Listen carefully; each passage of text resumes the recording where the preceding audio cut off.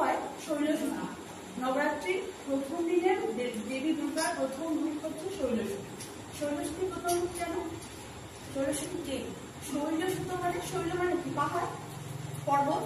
সেই পর্বতের কন্যা মানে হিমালয়ের কন্যা, রাজা হিমালয়ের কন্যা শৈলসুখী, যাকে আমরা পার্বতী নামেও অনেকে চিনি। উনি হচ্ছেন আগের যে সতী যে হয়েছিল, মানে যাকে সতীর ঘটনা নিশ্চয়ই তোমরা সবাই জানো। ওই রাজা দক্ষের কন্যা ছিল, দক্ষ কন্যা সতী ছিল, মহাদেবের সাথে তার বিয়ে হয়েছিল সবাই জানি, কিন্তু দক্ষ খুব একটা পছন্দ করতো না। তারপরে যখন দক্ষের বাড়িতে যজ্ঞ হচ্ছিল, সেই দক্ষের আমন্ত্রণ জানানো হয়নি মহাদেবকে, সেই রাগে মানে সত্যি সেটা সহ্য করতে পারেনি, স্বামীর অপমান সহ্য করতে না পেরে ওখানে নিজের প্রাণ দিয়েছিল। তারপরে যে জন্মটা হলো, আবার ওই শৈলসুখীর জন্ম নিয়ে হিমালয়ের কন্যা হিসেবে জন্ম নিলেন। আর এইবারে এসে একদম ছোট্টবেলা থেকে ঘোর তপস্যা শুরু করেছিলেন, না খেয়ে রাধে, মানে উপোস করে রীতিমতো। আর এর সাথে কিন্তু প্রাণায়ামের ভালো যোগ আছে।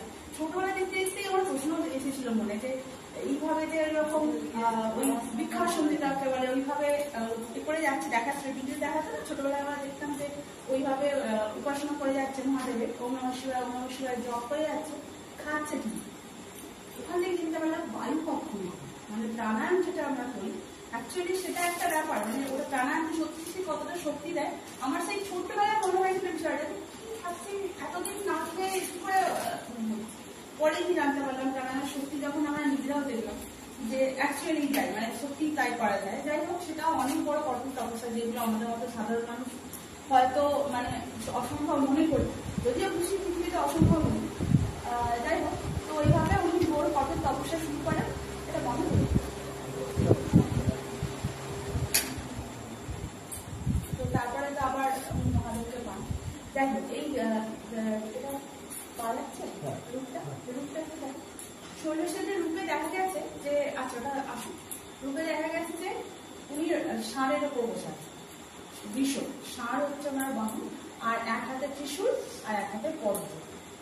ত্রিশূলের যে তিনটে ত্রিশূল মানে হচ্ছে ওটা খারাপ জিনিসের ওপর প্রভাব। আমরা জানি মহিষাসুর মর্দিনীও তাই, মহিষাসুর অর্থ তো আর মানে ওই সেন্সে যদি এখন দেখি তাহলে এখন হচ্ছে সব অন্ধকারকে দূর করার জন্য ওই আলো দিয়ে ত্রিশূল বধ, ওই খারাপ থেকে ওটাকে করছে। আর পঙ্ক মানে পদ্ম সিগনিফাই করে, পদ্ম তাই যে মানে কাদার মধ্যে থেকেও নিজের এটা ভালো ব্যাপারটা কিন্তু দেখা যায়, পদ্ম কিন্তু দেখা আন্দাজ থাকে, পঙ্ক থেকে পুরো মানে সংস্পর্শেই আসে না, পঙ্কের মাঝখানে আছে তবুও সেটার বিশেষত্ব ধরে রেখেছে।